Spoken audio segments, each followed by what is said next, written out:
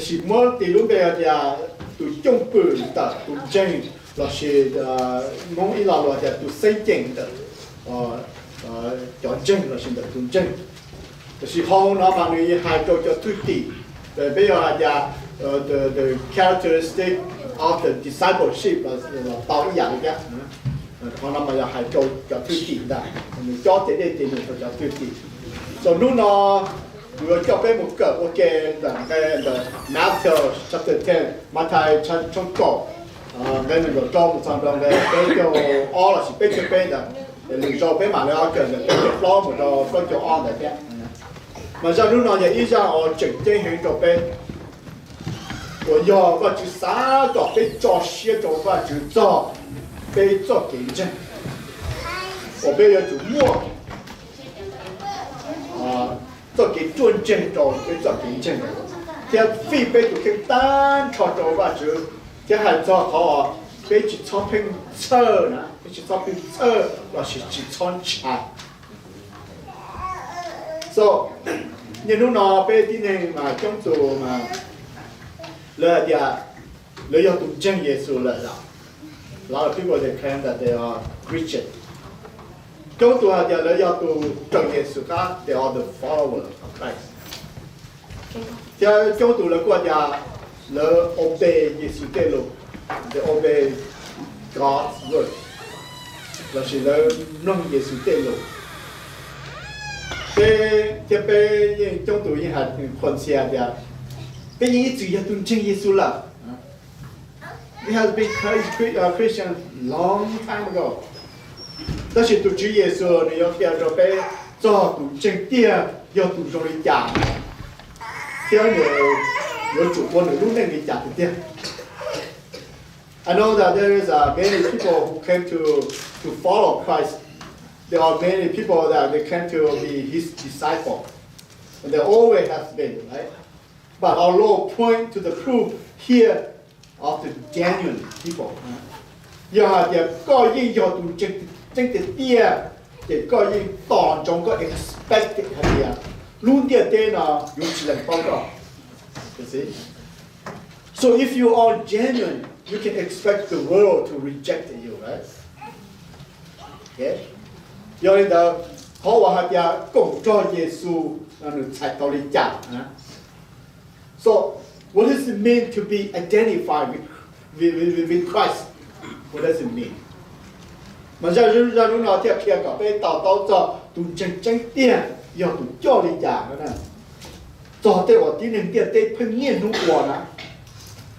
So what it is therefore we can now understand how to tell a true disciple by how we react to what the world does, right? So 特考耶稣还做。Tu thuyết thì quan chính mà người chỉ nhon chạy tên nền địa tệ. First of all, he said that the true disciple fear not the world. Verse 26. So do not be afraid of them. There's nothing concealed that will not be disclosed, or hidden that will not be made known. See? Lúc mong chạy thì, nên chỉ son chạy nền hả? Nên son chạy nền. Tôi hỏi tôiว่าnên muốn bao nhiêu là nãy giờ những muốn muốn thua là tôi sẽ được sai. Thế thìว่าchỉ muốn lên từ bao nè, chỉ muốn lên từ bao mà yếu mua tụ mua kia tôi sẽ được. You see? Ấy thôi, tôi hay cho cái kiến trai mà muốn tao học kiến trai nữa. Thôi, ta chỉ hỏi Yexus hay nói là mình hay cho thứ gì cho kiến trai, mình hay cho thứ gì cho kiến trai. Mà lúc nào bây giờ cho họ cho họ nói chỉ do hay cho bê cái có cái củ nào hay cho bê nào bên trái để bê trả chi rồi bên trái thì bên trả chi chỉ cảm giác là còn bên trái thì chỉ biết chỉ cảm một hoặc thơ cho Yexus. When we are afraid, we don't want to be witnesses of Christ. Trong lượt tù bên trái thì bên chỉ những thiệt tung cái we don't want to pay the price. Đó là bên chỉ những trong cái chỉ cho là chỉ cả suffering for Christ. Rồi nên là thằng con trai lợn, thằng con trai lợn, giờ có yếu hay đã chỉ là gì nữa, no matter what you say when you're afraid.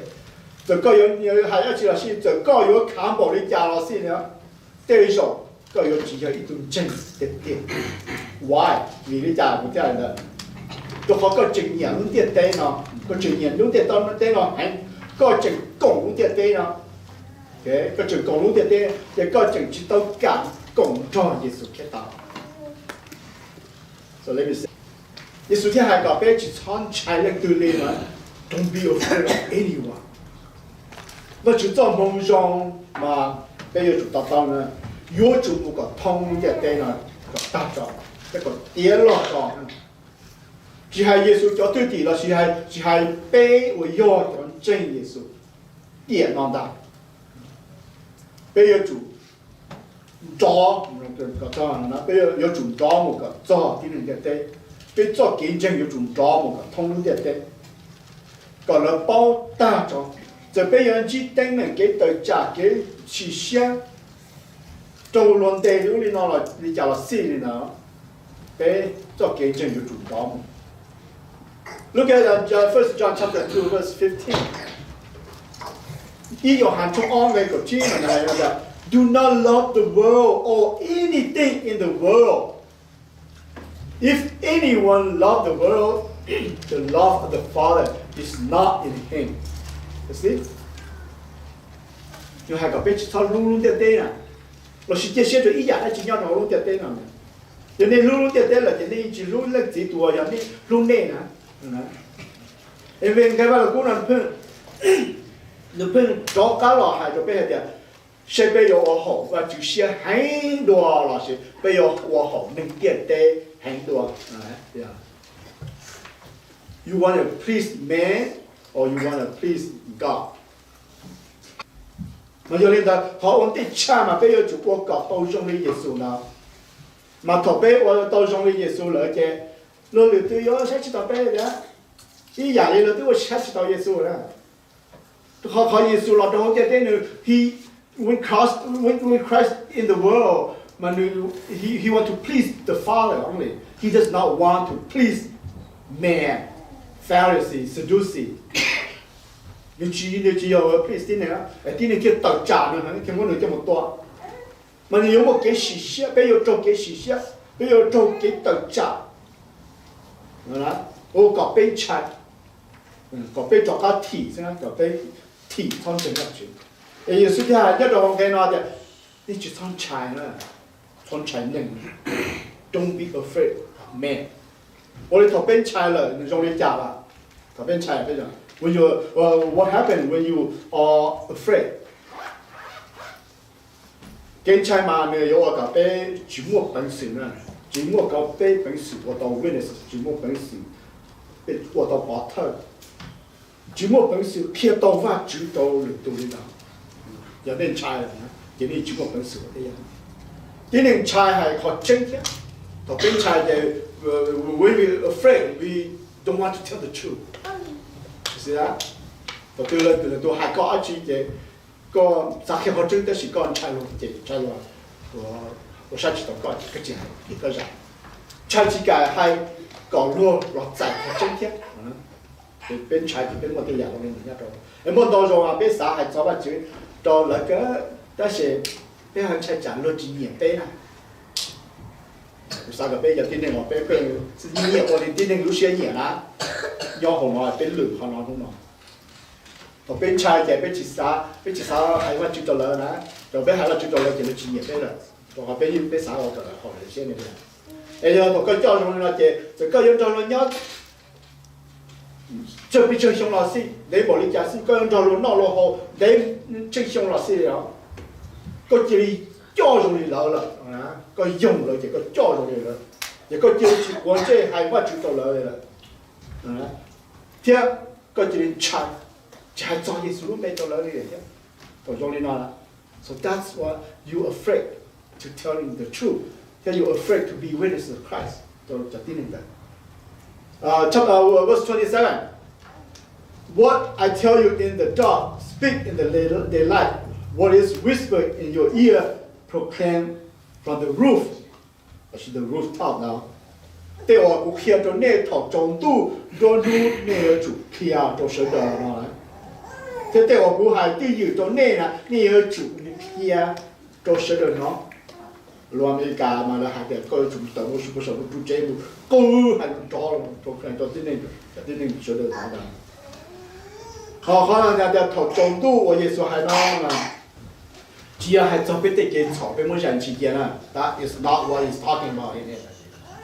但是要对我被拿，对我被割，对我被对包了，做不住呢。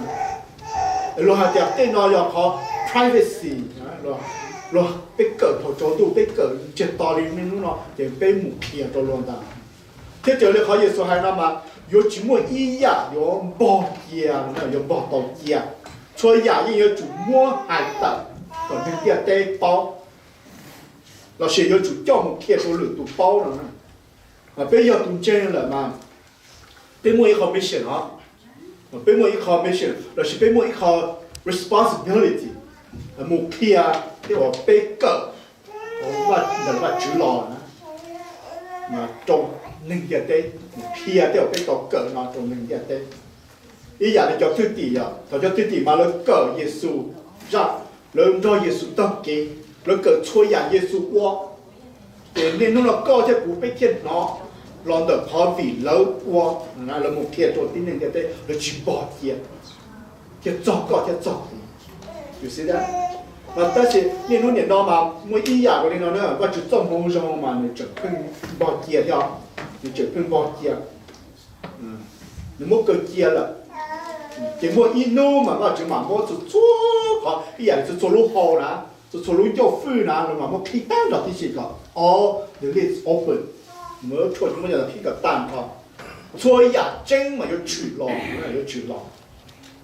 So this verse simply means that someday God is going to take off the lid of everything and all things will be made right and just. Đó, yeah. And then lúc nào mà chỉ tao mua lên đó, not to that, yeah. Vì thế nên cái đấy chỉ sai chọn trên chúng ta khá học, thế nên chỉ sai chọn trên mà chỉ đã chỉ chúng ta khá chỉ đâu lợi, thế nên chỉ nên lúc chạy chọn trên, thế nên chỉ chạy chọn trên rồi lịch sử bảo lo hay à, bây giờ rồi cháu luôn có chạy tận hồ lúc tiền tên nào một lần, sử bảo hay nữa. Nên lúc nào mà lúc tiền tên nào ta tổng phỏng bây giờ rồi này bỏ đi, cho nên phê mà ta tổng luôn luôn hành gì đó. Chọn trên mà có trâu chỉ rõ nên theo đây có chỉ lấy bao chọn trên được rồi luôn theo là có những cái khó cho khó trên để luôn những hai dạng những chú có hành sinh theo luôn hai dạng có chỉ bù đồ có ta. The world is successful, the weak prosper, Christians are persecuted, Christians are put down. The more you stand for the right, for the truth, the more the system hates you, and the less you reward. Nếu chỉ bù được con liền là, chỉ tuy nhiên khó liền, Yexus hài họ và lục cũng hài họ, tuy nhiên một trò khó và nó, tôi nói chỉ tao you cannot buy, you cannot sell, đúng không? But it's not there, you're not there yet. Yexus theo đấy, mỗi ý nô mà tên đó you're wrong, but someday it's all going to change, and the truth will make known, will be made known. Khó chân yếu chủ là cho sự là bao. Thay hai đứa và chủ yếu kia khó chân hai đứa. Who is the hero? Và chủ yếu kia chân. Lời tiêu yếu tụ hero, lời tiêu yếu tụ trực chân và chủ yếu tụ trực tiền. Thì thằng nó cho tin nên tiền tế chỉ là các trong cổ hàm. Các đây yếu chủ họ chỉ là gì? Lời yếu lệnh bao và chủ lời yếu lệnh để Yexus yếu và chủ là thằng nó. The truth that God. Theo và chủ yếu mà cái rõ đồ chọn chân và chủ. Theo yếu chỉ chính gia nhân trở lý và chủ bỏ. Giờ mà sai lọt để cho bây cho nhân dùa nè. Vì chúng mới ý dạng đã chịu. Yếu lọt đi thái tàu lại là. Chúng mới ý dạng đã chịu là lấy là một claim. Lấy là một chỉ là một excuse gì là. Cho nó đã chúng mới ý khó á chỉ yếu rảnh chỉ là. It's no secret. There is no secret in Christianity. nhớ cho họ chọn chứ. So, như thế là what I tell you là what you hear in your ear, you shout it out from the housetop, from the rooftop. Thế我还对有嘛那要做，我偏着说的，哎呀，我啊比干嘛还我嘛只猜得大的，是不个主动我说都是主在偏讲的，你这脑子。Yeah. So we are to give the message as we receive the message. So there is no secret in it. 耶稣啥个被错tun正到大的错呀，耶稣偏大个被了呢，被要主偏耶稣到了的。耶稣的这个样，这耶稣还有那的这不要偏那呀，那去了现在那几个偏到了多。Whatever I tell you, whatever you hear, you say it. That's the first thing you need to remember. This is no secret. Verse 28. Do not be afraid of those who kill the body, but cannot kill the soul. Rather, be afraid of the one who can destroy both soul and body in hell. 你去生菜多那你给那是哪？就是那个主菜多，菜多到你路给的多到你都出不的是，我今年嘛来多杯了，我被制造家的里头杯了，就我到了杯路给是了，我去到了杯三出杯。那对这耶稣真了，你一直懒茶你就对嘛。vì bên trên tụi Chúa Giêsu là để lúc đầu tiên là như chỉ找bên nó nhiều để cho bên rồi tự trả bên rồi cho bên因为rồi cho bên một tua bao nhiêu rồi rồi tua bên lúc简单就那了và chỉ cho lo hạt rồi những bộ chỉ tao đi trả cho bên từng chút đi rồi những bộ chỉ tao đi trả rồi có chỉ lại nếu mà chỉ theo dõi tụi yếu quá tao vừa tụi mua tao cao lúc kia thì cao từng chút đi cho một bỏ đồng tụi tao tụi nó nha tụi bây chủ chạy sự tôi học phải chỉ là tụi mua tụi chụp hình cho con lúc chế, giờ mà chỉ cho các tụi chụp hình là chỉ có lúc chế những tuổi thôi. So God, He alone determined the final destiny of us all, either hell or heaven. Yeah. So bên lúc chế thì tụi chụp hình mà những cộng tàu chế nhau ok rồi bên tiền mình nào mà,但是到bên lúc chế nó là bên lúc chế nó to là chỉ mua ra là chỉ trâu mò我知道好了的，同主编的要主打我也是，同主编。但是被讲真嘛，被接下的头耶稣要找他老嘛，你要叫被路接呢，你莫被路接呢怂，你要被路接呢怂，嘛你要叫被路接，这同主编找他老 OK。啊，好了，都嘛应该说应当度的呢。然后2 Corinthians chapter 5 verse 1 to 10, Philippians 1, 23 to 24，你还照好了。努力呢？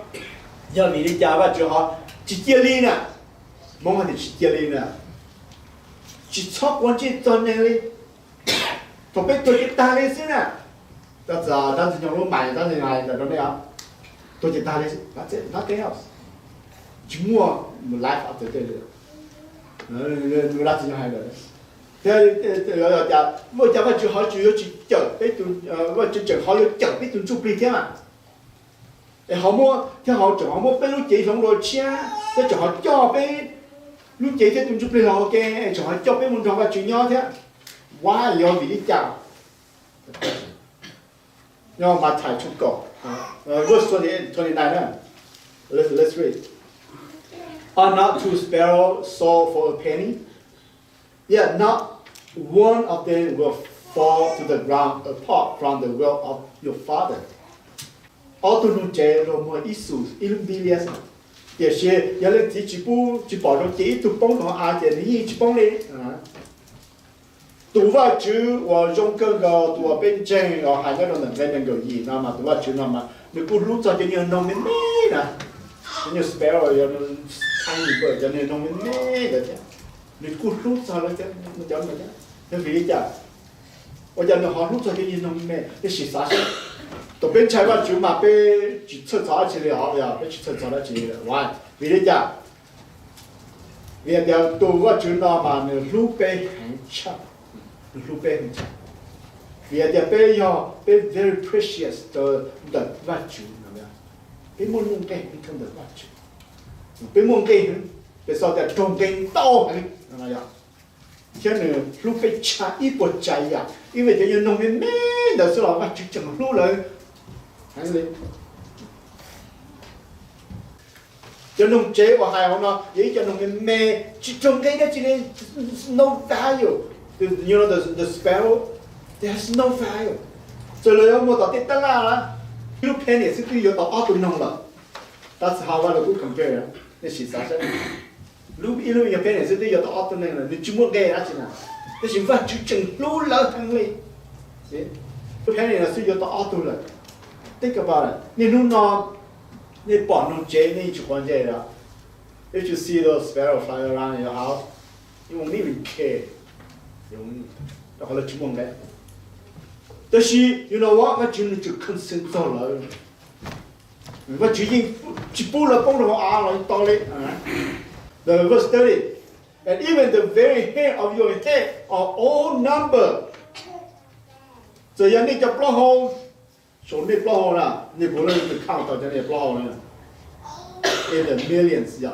we cannot count 但是我就保护这些我就保错照这些因为保 all the detail of your hair พอเราเทียบต่อแต่ว่าจุดจะอยากว่าไม่ชอบเลยย้อนต่อเขาเป็นรุ่นหนึ่งวีแต่ว่าจุดที่ปอดจะช่วยอยากว่าจะชื่อตัวจะนุ่งเจนแต่เจว่าจุดจะให้อยากปอดจะช่วยอยากก็ต่อไปแค่ให้เยซูเทียบแต่จะว่าเจอเยซูก็เลยจิตตายวันใช้แล้วจะ no need to fear and yes จะนุ่งเจนแต่ยิ่ง有帮助我阿爹จะนุ่งเจนแต่ sometimes เลยยิ่ง有帮助我ยิ่ง fall into the ground ว่าจุดจะไม่หย่อแล้วยิ่ง有多呢，ยิ่ง有多，一些业主要找人家得去找，找领导了，被蒙盖很重的挖掘，被蒙盖很重的挖掘，挖掘天找你都耶稣了，多慈悲，是，we are so valuable 的挖掘 ，so precious 的挖掘，要喊崇拜，那个找看的，耶稣天了多慈悲，碰到一个 very big price to pay 被蒙盖人家vì vậy chúng tôi sẽ trồng cây họ sẽ chặt rồi mà bây giờ chọn trái nên cái tết có phải được bây giờ chọn trái nên tua đó bây giờ lấy có trái bây giờ bỏ đi so now if he care about sparrow don't you think he care about you nếu tôi care cho nên nông chế mấy nó lại có một sao thì nó care cho con thiệt verse 31st so don't be afraid you are worth more than many sparrows 有人讲你去穿trái你望cái很多能到都能接了也被钱trái里被我准备交到被里的可能有一号 promise 我准备到被钱trái里我就路飞起我就路飞起杀小被钱trái里我就用你的台北你要 protect 的有人在讲真，我就看着高，我就看着那程度。也就是说，内蒙该很多对你弄真的。好，节目the next one, the true disciple favor the Lord. 好，节目要好被人做我主，就是被favor 我主。然后verse 32 and 33. Whoever acknowledges me before men, I will also acknowledge him before my Father in heaven. But whoever disowns me before men, I will disown him before my Father in heaven. ตัวแรงตั้มมันเฉยๆนะแต่ตัวแรงตั้มมันเกเต้นั่นเกเต้นะอาจจะเนาะยอกุลียอว่าจุลีจะกูแรงตุนตาตั้มมันกูจีตัวเนี่ยสมบูรณ์เช่นอย่าง这些多呢，是来过，他们人家这些不要去来过的，他们估计都要什么进行的，这是 simple as that 呀。那个整个按个拿嘛，不要到冷，不要到冷的，不要叫着今天个这个耶稣要发出来，不要到冷的。mà耶稣thiết cả冷，做你冷字都要什么进行的，不要你就没有。我们要好不要去 acknowledge in front man 我同一啲即係要做到當下就學幾能幫我只要一日哦，比如中午時你攞俾埋能幫嘅，就是啦， chỉ ý giáo thọ coi trong xe cái đó trong đó trong họ cái nó ăn nhau rồi nói các bạn là có chữ số it's not that extravagant nếu họ giờ ý họ của bên lệnh bao và chữ thọ bên một face of persecution bên trong cái chọn này bên trong mò trong cái nó giờ họ nó thọ bên một sau đó luôn thì chết thì mua rồi mua bên trong chết thì tôi chết họ nói là họ có bây giờ chủ lãnh bao acknowledge và chủ in front của cái này là ta để thọ chốt cha chơi nhà nhau lúc cái nó ta đọc cuốn chó bây giờ chủ của Giêsu đều cho kiến chứng chua khó họ nói là họ acknowledge và chủ rồi chỉ là để đọc cái bây trong mắt trong cái bây mong cái là bây trong nó hai đứa sẽ đọc cái I don't know God anymore Coojpwm và chủ that is not what this is okay, so tụi này hai họ nói mà mình chỉ trả thi nữa, mình做kiến chứng做考，mình chỉ thi trả cả了，thế mình sẽ做考中的耶稣人大，第这第么的第能，mà mình thấy要多耶稣有冷大门把住，那把例子，有的都推地震，都震，要多我进柴路点的，你进柴路点的。你要做见证做考中的主耶稣，你对耶稣要你不住，头路要来，头路还个冷啊就，头路叫个木烧了的了，了要个要做冷的，个路叫就耶稣只要把住了到了，要做个还叫，就个招把住真的，但是我好了，你招就点能对了，嘛个招真。hai cái đứa chiến tranh và chỉ có cho vào chủ chế mà cái cũng trốn đọc được họ nó bây giờ thì chả bây giờ chủ toa bây giờ kiến chân là chuộc họ so a true disciple, a true believer, a true Christian is one who fear not the world. He's so committed to the lordship of Christ. He's not afraid of any man might do to him, and he's favored the Lord, right? He's favored the Lord. When he comes to the point of having to confess, he will confess and not deny Jesus Christ, no matter what it costs him. 有这个我道理还能啊 ？Can you do that？ 到底幾次做得落做過啦？有係做幾次做嘛？俾係知道嘅，但是個俾幫咩係點？同大家一直到麼一樣嘅做嘢嘅配，那是嘅做麼我有比到好攞嚟啦。It's nothing to compare 做好幾次做。你去做啥的？對着一種你對啊，你那邊做啥 ？It's okay， 你去關鍵，你就 ignore 啥？只要同好到路線的，很差的那一個包。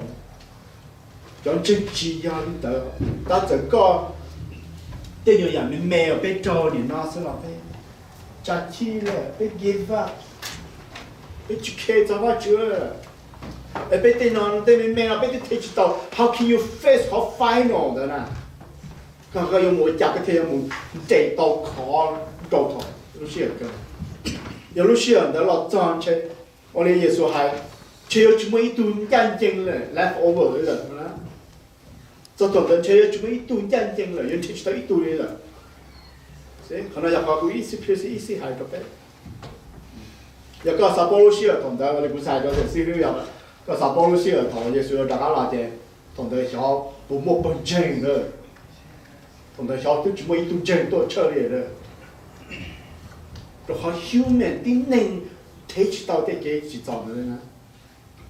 So the only one is to one who should talk how to talk to the tell you this. Nên là sự xác nhận nó là chân chân cái bi chuẩn rồi đó, cái bi chuẩn cái lò gì, cái tổ long cái cho cái chơi cái khát thức cái vả mình cái nọ cái hồ lọ cái này rồi là nó lọ contaminate nó lọ cái này rồi là, chủ yếu tôi cũng xem lu, tôi xem chân Giêsu cái tia, cái tôi xem để một số talk cơ, tôi đã tell you this.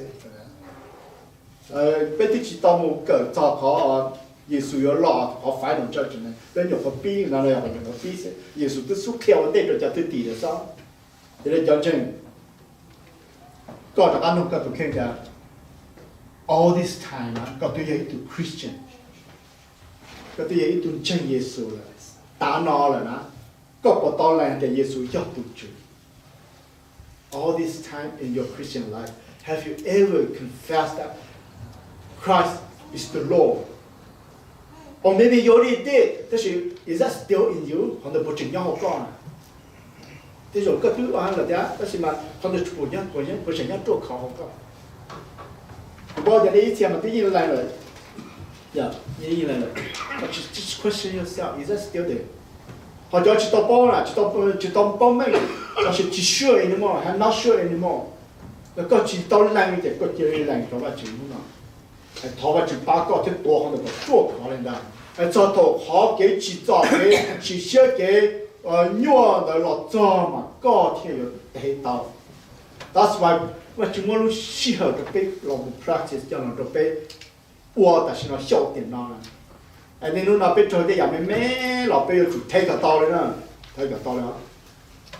Learn to pass those little things, and then the big thing come, so you can overcome. Có thể cái gì? Rồi cái món ở bên cái mà được so, let me conclude with this verse. Romans chapter 10 verse 9 and 10. That if you confess with your mouth Jesus is Lord and believe in your heart that God raised him from the dead, you will be saved. Verse 10. For it is with your heart that you believe and are justified. And it is with your mouth that you confess and are saved. Nếu hai đứa mong xài để cho các lúc hắn cho lành để Giêsu do tụi chú theo các lúc sen chân để mà chú cha Giêsu sẽ họ tôi cho các bạn là để có điều gì. Tôi họ tụi anh chân họ nếu lúc xe mà chú xóa hai để tụi nếu do tụi chân chân. Họ tụi anh lành để nếu lúc hắn cho mà chú mà chú xóa hai để nếu do tụi anh đi gì. Another verse, 1 John chapter 4 verse 15. Whosoever just listen to it shall confess that Jesus is the Son of God. God dwells in him, and he's in God. See? Tua pia hadia Yesu yo va chu tu tu nó đấy, va chu yên cho tuần đời sĩ trâu rong, theo tuần đời yên cho va chu sĩ trâu rong, và lúc có hành mong được nó đấy, giờ này yên chính chỗ khó đi hành nó là. Giờ dùng một cái chỉ cho cái tờ trả giả mà chỉ là gì sao? Giả chỉ là gì? Giờ nên yên mà nên yên có tí tàu nữa. No matter what's happening to God, con chân vào chuyện bảo lên đây là có có tí tàu, có overcome bất cứ gì. Rồi nên là lúc nào bé nào cái sau này nó sẽ và chỉ có biết chọn chọn đặt xin nó một đạo, learn and practice đặt xin nó một, do not be afraid. Bây mà cái chuẩn bị cho next week, họ là chỉ bắt chơi cái bây giờ cái chân lo lo,做好这个那个情况，所以现在。